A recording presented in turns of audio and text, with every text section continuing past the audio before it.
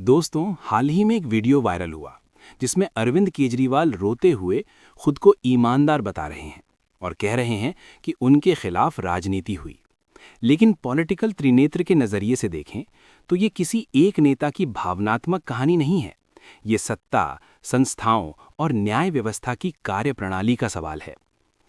आज भारत में लगभग 3.5 करोड़ केस लंबित हैं। इसका मतलब है करोड़ों नागरिक न्याय की प्रतीक्षा में खड़े हैं। एक वीआईपी नेता का केस राष्ट्रीय बहस बन जाता है।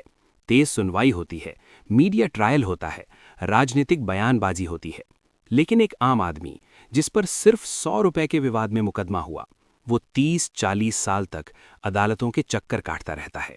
तारीख पर तारीख, वकीलों की फीस, सामाजिक बदनामी, आर्थिक बर्बादी। उसकी पत्नी इंतजार करते करते मर जाती है, बच्चों की पढ़ाई छूट जाती है, घर टूट जाता है। और जब वो निर्दोष साबित होता है तो उसके पास खोई हुई जिंदगी वापस लाने का कोई अधिकार नहीं होता। पॉलिटिकल त्रिनेत्र ये सवाल पूछता है, क्या न्याय व्यवस्था समानता के सिद्धांत पर चल रही है, या न्याय की गति भी सामाजिक हैसियत, संसाधन और पहचान से प्रभावित होती है? लोकतंत्र में न्यायपालिका को आम नागरिक की ढाल होना चाहिए, लेकिन अगर न्याय देर से मिले तो वो न्याय नहीं, दंड बन जाता है। ये बहस किसी व्यक्ति विशेष की नहीं है, ये बहस है न्याय की संरचना, उसकी गति और उसकी पहुंच की। आप क्या सोचते हैं?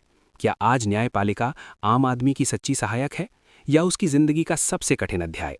अपनी राय कमेंट में दीजिए और पॉलिटिकल त्रिनेत्र के साथ जुड़े रहिए, जहां मुद्दों को सतह से नहीं, संरचना से देखा जाता है।